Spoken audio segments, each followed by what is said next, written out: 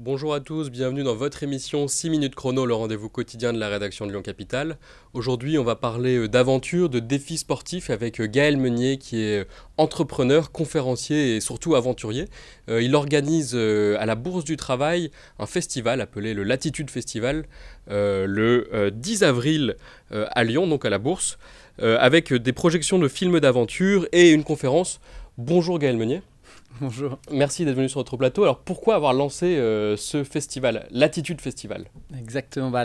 L'idée du festival, c'est avec Alexandre Lins, un ami, on a cogité un peu ensemble. Lui, ça fait 10 ans qu'il bosse dans l'événementiel et moi, ça fait 3 ans que je fais des expéditions sportives.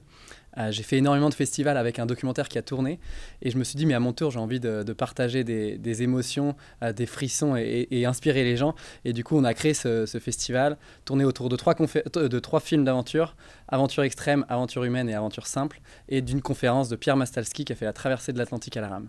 D'accord, donc voilà, donc c'est quand même ambitieux et voilà, il y aura des belles histoires à raconter et qu'on va entendre, j'imagine.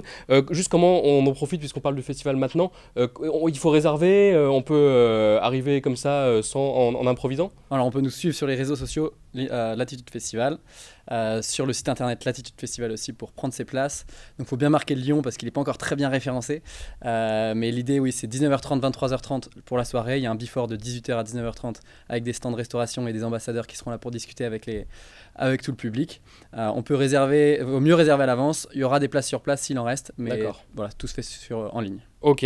Alors, juste, vous avez un parcours d'aventurier, on peut le dire. Vous avez fait des expéditions, vous l'avez dit vous-même.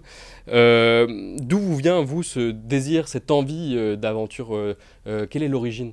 Ouais, il y a plusieurs choses. J'ai fait une école d'ingénieur et pendant mon école d'ingénieur, tous les élèves doivent partir faire des projets d'aventure un projet pendant 4 mois de l'année. Moi, j'ai pas eu l'occasion de faire ça parce que je suis passé en alternance et je m'étais dit, bon, je ferai ça après mes études. Et du coup, je me souviens du jour où je suis arrivé avec 2 cartes du monde dans la main, voir mon pote et je lui ai dit, est-ce que ça te dit, on fait un tour du monde après les études? Finalement, on a changé le tour du monde en le projet aventure. On est parti d'abord faire Lyon-Istanbul à vélo. Ensuite, on a fait du ski nordique et du ski de rando en Suède, un trek entre la Macédoine du Nord, l'Albanie et la Grèce, et de la survie. Et moi, c'est pendant cette expédition que j'ai découvert l'envie d'essayer d'en vivre, de vouloir vivre de ces aventures.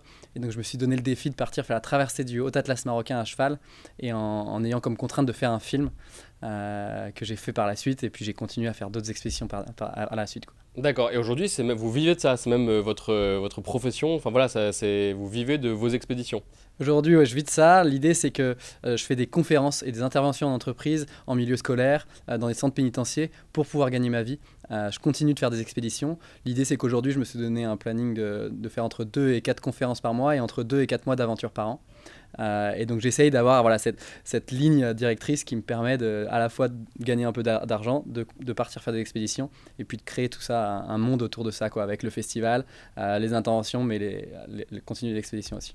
Ok, et est-ce que il y a une aventure qui vous a peut-être plus marqué, dont on peut parler? Est-ce que vous en avez fait beaucoup, hein? Moi j'en ai noté, voilà, vous l'avez dit, les jours en autonomie, le Lyon-Istanbul. Est-ce qu'il y en a une qui est plus importante pour vous, que vous gardez avec plus de cœur dans vos souvenirs?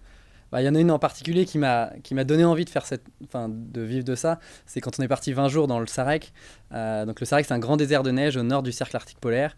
Il y a presque rien là-bas à part de la neige.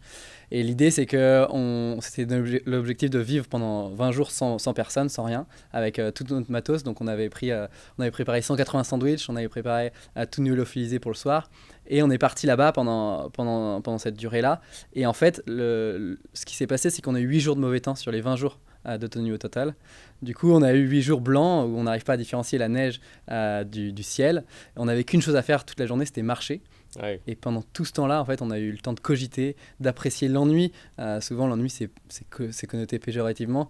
Pour moi, ça a été justement une source d'inspiration aussi de me dire qu'on peut cogiter, réfléchir et trouver des projets. Et tous les trois, on est ressortis avec différents projets. Et moi, notamment, l'envie de continuer de faire des aventures. D'accord. Et est-ce que voilà, vous vous inscrivez aussi dans une lignée? Est-ce que vous avez des figures inspirantes, des gens qui vous ont donné envie de parcourir le monde de cette manière, justement, avec des contraintes, en ayant des défis? Ouais, tout le monde pourrait parler de Mycorn, et moi, c'est le cas aussi. Je lisais ses livres quand j'étais jeune.